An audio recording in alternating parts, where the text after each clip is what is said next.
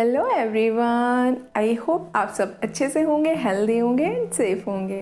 तो आज हम बात करते हैं स्किज़ोफ्रेनिया के बारे में, जिसको सीज़ोफ्रेनिया के नाम से भी जाना जाता है।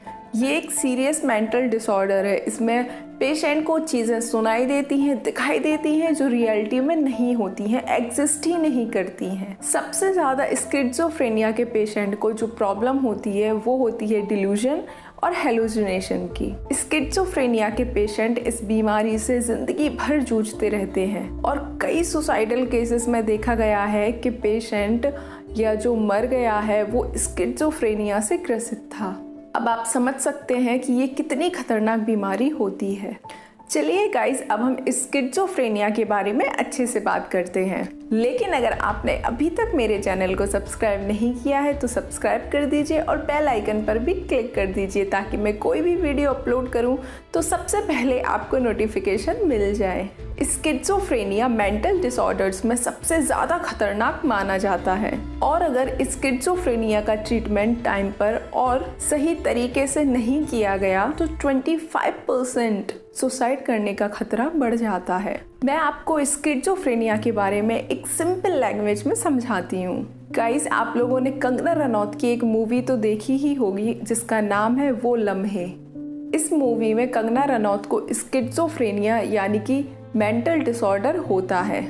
इस मूवी में कंगना को लगता है एक लड़की जिसका नाम रागिनी है वो कंगना की रूममेट थी और वो कंगना के साथ एक्ट्रेस बनना चाहती थी। उसने भी एक्ट्रेस बनने के सपने देखे थे, लेकिन कंगना को सक्सेस मिल गई और रागिनी एक्ट्रेस नहीं बन पाई। और अब रागिनी कंगना की सक्सेस से जलती है और उसको मार देना चाहती है। जब कंगना मूवी की शूटिंग कर रही होती है या किसी इवेंट या फंक्शन में होती है तो उसको रागिनी दिखती है। उसको सुनाई भी देता है कि रागिनी उसका नाम चिल्ला चिल्ला कर ले रही है और कंगना को मार देना चाहती है। कंगना को फ़ोन कॉल्स भी आते हैं तो कंगना लास्ट 6 मंथ्स में अपना phone number 25 to 30 times change भी कर लेती है। उसको लगता है कि रागिनी उसको कॉल कर रही है। एक बार जब कंगना रूम में अकेली होती है तो उसके गेट पर कोई नॉक करता है। जब कंगना गेट खोलती है तो सामने रागिनी होती है। तो रागिनी कंगना का गला पकड़कर उसको ज़मीन पर लिटाकर मार डाल देना चाहती है, लेकिन इसके बाद भी कंगना खुद को बचाकर भाग जाती है। ऐसे ही एक बार जब कंगना शूटिंग कर रही होती है तब रागिनी आ जाती है और उसको देखने लगती है। कंगना उससे छुपकर एक स्टोर रूम में बंद हो जाती है तो उसको इसके बाद भी आवाज़ आती है कि रागिनी उसका गेट नॉक कर रही है। बाहर बहुत सारी पुलिस और मीडिया और एम्बुलेंस आता है। जब वो लोग गेट खोलते हैं तो कंगना को फील होता है कि रागिनी ने गेट खोला है और वो अब उसको मार देगी।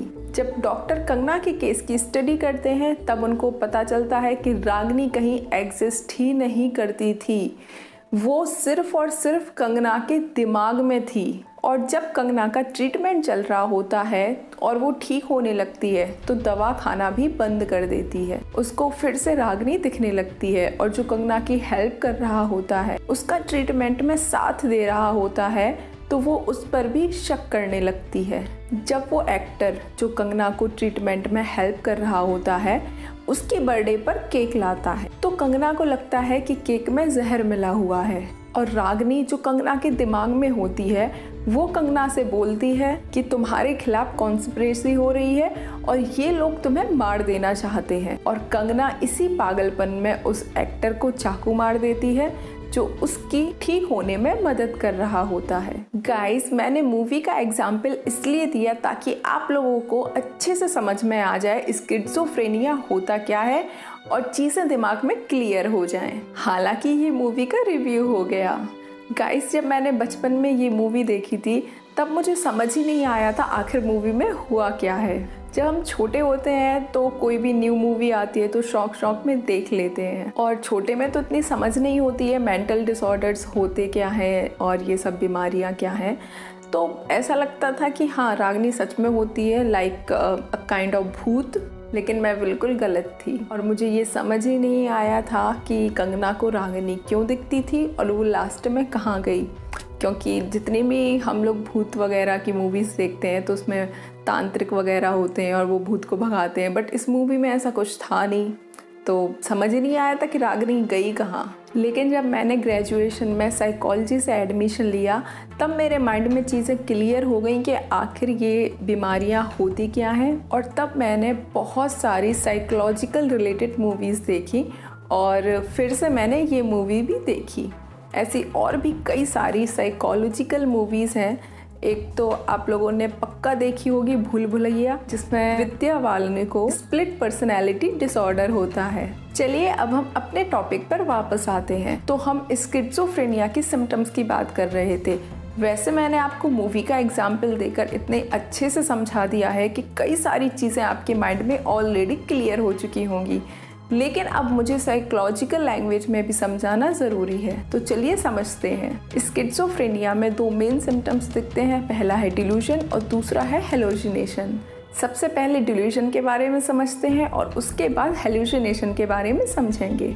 डिल्यूजन मतलब फॉल्स बिलीफ, यानी कि गलत सोच। अब आप सोच रहे होंगे कि गलत सोच तो बहुत लोगों की होती है, तो क्या उन लोगों को भी डिल्यूजन है? तो मैं आपको बता दूं, ऐसा बिल्कुल भी नहीं होता है।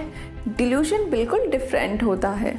जैसे कि मैं खुद को दुर्गा माँ समझ लूं, या फिर कोई पर्सन है जिसको डिल्यूजन है और वो खुद को बहुत महान समझता है और ये समझता है कि वो कोई खोज, बहुत बड़ी खोज करने वाला है। आई होप आप लोग डिल्यूजन का मतलब समझ गए होंगे। ऐसी सोच जो बिल्कुल गलत है, जैसे कि मैं खुद को दुर्गा माँ समझ रही हूँ और ये समझ रही हूँ कि मुझ में बहुत सारी शक्तियाँ हैं और मैं बहुत महान हूँ। डिल्यूजन एक ऐसी गलत सोच होती है जिसका प्रूफ और एविडेंस मिलने के बाद भी आप या कोई इंसान अपनी ही सोच पर कायम रहता है। चलिए अब हेलुसिनेशन की बात करते हैं। हेलुसिनेशन में पर्सन को साउंड सुनाई देता है, अजीब अजीब अलग तरह की आवाज़ें सुनाई देती हैं जो कि सच में आवाज़ नहीं आ रही होती हैं, लेकिन इसके बावजूद इंसान को सुनाई देती हैं। कुछ ऐसा दिखाई देना जो रियल में एग्जिस्ट ही नहीं करता।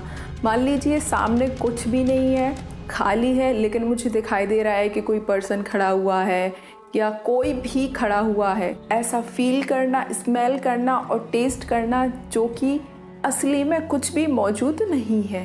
हेलुसिनेशन का सबसे अच्छा एग्जाम्पल मैं आप लोगों को पहले ही दे चुकी हूँ। कंगना को रागिनी दिखती थी, सुनाई देती थी, वो रागिनी को फील कर सकती थी क्योंकि रागिनी उसका गला दबाकर मारना चाहती थी। और डिल्यूजन में उसको ये फॉल्स बिलीफ था कि रागिनी उसको मार देना चाहती है, जबकि रागिनी नाम की कोई भी लड़की एग्जिस्ट ही नहीं करती थी। ये सिर्फ और सिर्फ कंगना के दिमाग में थी। चलिए गाइस, अब स्किज़ोफ्रेनिया के कुछ और सिम्टम्स की बात करते हैं। जैसा कि मैं आपको पहले बता चुकी हूँ कि स्किज़ोफ्रेनिया का पेशेंट गलत तरीके से सोचता है, उसको बार बार डिल्यूजन और हेलुसिनेशन होता है। स्किज़ोफ्रेनिया के पेशेंट को कंसंट्रेशन करने में भी प्रॉब्लम होती है और पेशेंट का बिहेवियर भी बिल्कुल अलग टाइप का हो जाता है जो आपकी समझ के बाहर होता है। स्किज़ोफ्रेनिया का पेशेंट हमेशा एक डर के साए में जीता है। पेशेंट को लगता है कि कोई उसके खिलाफ कॉन्स्पिरेसी कर रहा है। पेशेंट को लगता है कि कोई उसको मार डालेगा। यहाँ तक कि पेशेंट दवाएं भी नहीं खाते। उनको लगता है कि दवाएं उनको मारने के लिए तो नहीं खिलाई जा रही। पेशेंट एकदम न्यूट्रल हो जाता है, उसको किसी भी टाइप का सुख दुख कुछ भी फील नहीं होता है। Social withdrawal, patient anti social हो जाता है, फ्रेंड्स एंड फैमिली से कट कर रहने लगता है क्योंकि उसको डर होता है कि कोई उसको जान से मार देगा। चलिए गाइस, अब कॉजेस की बात करते हैं। स्पेशलिस्ट का मानना है कि किसी भी इंसान को स्किज़ोफ्रेनिया होने की कई वजह हो सकती हैं। पहले कॉज की बात करें तो हेरिडिटी और एनवायरमेंटल, ये दोनों रीज़न कॉजेज़ हैं जो इंसान को स्किज़ोफ्रेनिक बना देते हैं। अगर आपके फैमिली में किसी भी मेंबर को स्किज़ोफ्रेनिया की प्रॉब्लम रही तो उस फैमिली के मेंबर्स के चांसेस बढ़ जाते हैं। और अगर पेरेंट्स को स्किज़ोफ्रेनिया की प्रॉब्लम रही होती है तो बच्चों में 10% और ज़्यादा चांसेस हो जाते हैं स्किज़ोफ्रेनिया होने के। स्किज़ोफ्रेनिया किसी पर्सन के ब्रेन में केमिकल इम्बैलेंस की वजह से भी हो सकता है। हमारे ब्रेन में एक न्यूरोट्रांसमीटर पाया जाता है जिसे डोपामाइन कहा जाता है, और अगर डोपामाइन इम्बैलेंस हो गया तो उस इंसान को स्किज़ोफ्रेनिया हो सकता है या कोई भी मेंटल डिसऑर्डर हो सकता है। नेक्स्ट है फैमिली रिलेशनशिप। हालांकि फैमिली में किसी प्रॉब्लम की वजह से स्किज़ोफ्रेनिया नहीं होता है, लेकिन अगर पहले से ही आपकी फैमिली में कोई टेंशन है या कोई और भी तरह की परेशानी है तो ये स्किज़ोफ्रेनिया की प्रॉब्लम को और बढ़ा देता है। नेक्स्ट है एनवायरमेंटल फैक्टर। इसका भी कोई सॉलिड प्रूफ नहीं मिला है, लेकिन बच्चे के बर्थ के पहले अगर मदर को कोई स्ट्रेस रहा हो या फिर कोई वायरल इन्फेक्शन हो गया हो तो बच्चे के बर्थ के बाद उसको स्किज़ोफ्रेनिया होने के चांसेस बढ़ जाते हैं।